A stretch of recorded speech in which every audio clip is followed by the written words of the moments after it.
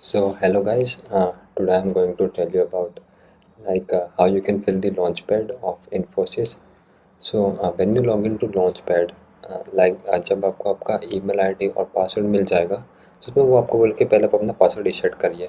Password reset करने के बाद जब आप अपने यूज़र आईडी और अपने नए पासवर्ड से लॉगिन करेंगे, तो पहले यहाँ पे आपको वेलकम आएगा और इसके सामने आपका नाम आएगा और नीचे आपका जो भी डेजिग्नेशन है वो आएगा and your joining date. So सबसे पहले आप यहाँ पे आएंगे। So there is no pending section item here. जब आप यहाँ पे क्लिक करेंगे तो आपको बताएगा आपके कितने आइटम्स बचे हुए हैं और यहाँ पे ये आपका नोटिफिकेशन बार है और यहाँ पे आपका प्रोफाइल पिक्चर आएगा। सो सबसे पहले हम इस पे क्लिक करते हैं। सो यहाँ पे इसमें आपको अपना पर्सनल डिटेल प्रोवाइड करना है, जैसे जेंडर और डेट ऑफ बर्थ। ये तो आपका फिक्स्ड है क्योंकि ग्रे में है तो इसे आप चेंज नहीं कर सकते। डोमिसाइल में आप अपना स्टेट भर दीजिएगा एंड प्लेस ऑफ बर्थ में जहाँ पे आप पैदा हुए हैं वो भर दीजिएगा, जैसे कि आपका जो भी है बैंगलोर, पुणे, जो भी आपका वो। फिर यहाँ पे नेशनैलिटी और फिर मैरिटल स्टेटस में भी मेरे ख्याल से तो आप सब लोग अभी फ्रेशर हैं तो सिंगल ही होंगे, और अगर आप मैरिड हैं तो आप यहाँ पे चेंज कर सकते हैं। फिर नेक्स्ट में हम क्लिक करेंगे तो आपको अपने फादर का नाम, अपनी मदर का नाम, मतलब जो जो आपके फैमिली में है, direct family like father mother, इसमें आप अपने भाई बहन का नाम नहीं रख सकते क्योंकि मैंने चेक कर रखा है। सो फिर नेक्स्ट में हम जाएंगे तो ये आपसे पूछेगा कि क्या आपको कोई भी डिसेबिलिटी है। सो अगर येस तो आप येस पे क्लिक कर दीजिए, अगर नहीं है तो नो पे कर दीजिए। फिर हम आते हैं यहाँ पे नेक्स्ट सेक्शन जो कि आपका एजुकेशनल डिटेल।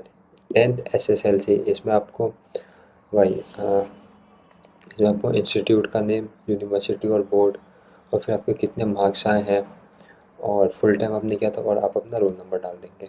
और फिर यहाँ पे आप इसको दबा के अपने डॉक्यूमेंट अटैच कर देंगे। डॉक्यूमेंट अटैच आपको जो, जैसे मान लीजिए अगर आप CBSE से हैं तो आपको एक सिर्फ मार्कशीट मिला होगा, तो आप मार्कशीट को ही पासिंग सर्टिफिकेट और मार्कशीट, मतलब दो ऑप्शन आएगा कि एक में आप अपना पासिंग सर्टिफिकेट डाल सकते हैं और एक में मार्कशीट। तो आपको दोनों में अपना मार्कशीट डाल देना है क्योंकि CBSE में हमें सिर्फ एक ही चीज़ मिलती है। और 12th में भी लाइक वाइज सेम ही है कि आपका इंस्टीट्यूट नेम, यूनिवर्सिटी, लेवल कौन सी है, एंड डेट, मार्क्स और फुल टाइम, डिग्री और रोल नंबर। फिर हम आते हैं अपने ग्रेजुएशन में। ग्रेजुएशन में देखिए भी ग्रेजुएशन, हाँ ये रहा ग्रेजुएशन। सो एक ग्रेजुएशन में आप अपने स्कूल का नाम, यूनिवर्सिटी का नाम, कितना आपका लेवल है। देखिए जो जो ग्रे में फील्ड है वो सब तो पहले से ही फील्ड रहेगा, उसको आप चेंज नहीं कर सकते। लेकिन जो ग्रे में नहीं है उसे आप चेंज कर सकते हैं, जैसे अपना ये रोल नंबर। और ये तो आपको सेलेक्ट करना पड़ेगा, जब से सेलेक्ट करेंगे। हाँ, इसको तो आप सेलेक्ट कर सकते हैं। मैंने अभी लॉन्च पर क्लिक कर दिया तो अब मैं इसे नहीं कर सकता।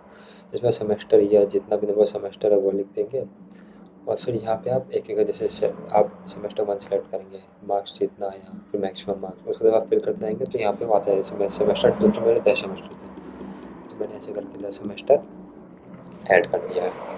और फिर आप ये अटैचमेंट पे क्लिक करेंगे तो इसमें आपको फिर वही फॉर्म भरना है, जैसे कि आपकी प्रोविजनल डिग्री वो मांगेगा आपसे, और आपकी बीटेक की डिग्री या आपने जो भी डिग्री की है वो मांगेगा, और आपसे पूरी मार्कशीट। फिर नेक्स्ट में हम लोग जाएंगे तो इसमें आप एक्स्ट्रा करिकुलर एक्टिविटीज़ अगर आपने कोई किया तो आप वो डाल सकते हैं।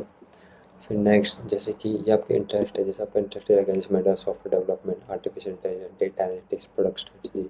फिर स्पेशल में आप देख सकते हैं जो भी आपको स्पेशल वो आप डाल सकते हैं। ये मैंने GPT किया था तो आप चाहें तो आप वो भी कर सकते हैं।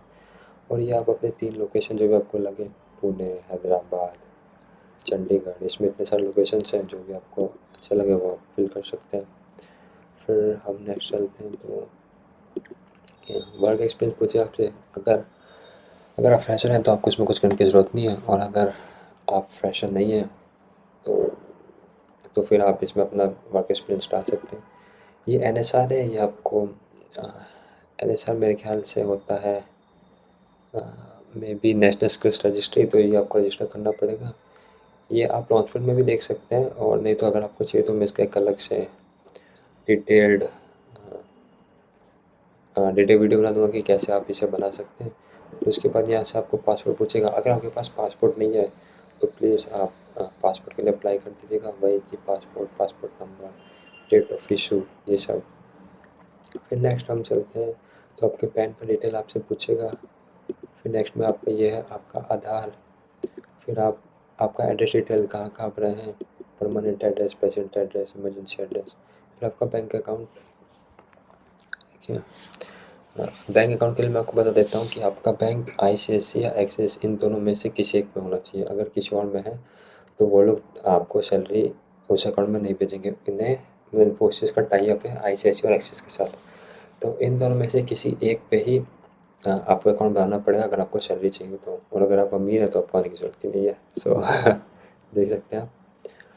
और फिर नेक्स्ट आप देख सकते हैं यहाँ पे आप अपनी मदर का नाम, अपने फादर का नाम, और फिर नॉमिनी डाल सकते हैं कि जैसे कि अगर आपको कुछ हो जाता है तो आप कितना कितना परसेंट अपना, मतलब अपनी सैलरी, मतलब सैलरी नहीं, अपने पेंशन का कितना कितना परसेंट देना चाहते हैं, तो वही है। फिर नेक्स्ट फिर इसमें आपको मेडिकल डिटेल्स अपनी प्रोवाइड करनी है, हॉस्पिटल का नाम, स्टेट का नाम और मेडिकल सर्टिफिकेट। ये आपको मेडिकल सर्टिफिकेट ज्वाइनिंग के 15 दिन पहले मिलता है, जिसमें वो आपको पूरे मतलब कौन कौन से हॉस्पिटल के साथ इनका टाई अप है, उन सब का नाम और क्या क्या आपको चेकअप कराना है वो, और मेडिकल सर्टिफिकेट ये आपके ऑन बोर्डिंग वाले डिटेल फॉर्म में आता है। तो आपको इसे निकाल के भाई डॉक्टर से साइन कर दीजिएगा, और इसके पैसे आपको खुद ही देने पड़ेंगे। इसमें आप अपना इमरजेंसी कॉन्टैक्ट नंबर और ये आपका फ़ोटो आ जाएगा इधर, आपने जो भी प्रोफाइल पिक्चर अपलोड की होगी।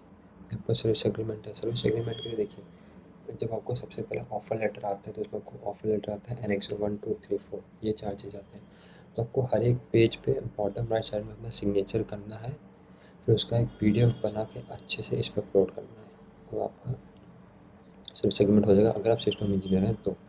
बाकी का आई डोंट नो। सो या और इसमें आपको नेट्स और UAN होता है, यूनिवर्सल अकाउंट नंबर, ये आपको बनाना पड़ेगा, जिसमें हम अपनी नेट ID डालेंगे, नेट रजिस्टर्ड ईमेल ID और अपना फ़ोन नंबर, और यहाँ पर अपना UN का कार्ड अटैच कर देंगे।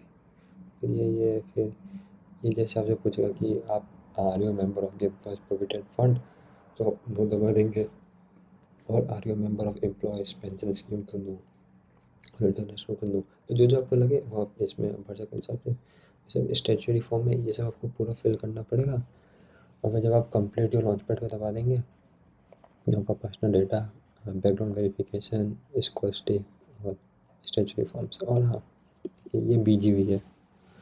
जैसे आपको लॉन्च पैड का डेटा मिल जाते हैं, मैं आपसे रिक्वेस्ट करूँगा कि आप 2 से 3 दिन में इसे फिल कर दें, ये 5 सेक्शन, ये 6 सेक्शन को, क्योंकि ये सेक्शन अगर आप फिल नहीं करेंगे तो आपकी ऑनबोर्डिंग देर हो जाएगी। वैसे वो 1 वीक का टाइम देते हैं, लेकिन आप ये 6 इसे अगर जितना जल्दी फिल करेंगे ताकि आपका बैकग्राउंड वेरिफिकेशन स्टार्ट होगा, और जितना जल्दी बैकग्राउंड वेरिफिकेशन होगा उतने चांसेस है आपको ऑनबोर्डिंग होने के आपके डेट पे। वरना मेरे बहुत से दोस्त हैं जिनकी ऑनबोर्डिंग देर में आई थी। सो ये 6 चीज़ें हैं, इसमें वो कुछ अलग चीज़ की रिक्वायरमेंट नहीं है, तो आप ऐसे भी फिल कर सकते हैं। आपको पता ही होगा personal detail, address, family details, work experience, education और कैप डिटेल्स। सो यही था मेरा मतलब कि ऑनबोर्डिंग का। और अगर आपको किसी और चीज़ की वीडियो चाहिए होगी NSR या उस चीज़ के लिए, तो आप मेरे को कमेंट कर दीजिएगा, मैं पूरी कोशिश करूँगा उस टॉपिक पे वीडियो बनाने की। सो मिलते हैं आपसे मैसूर में। Thank you.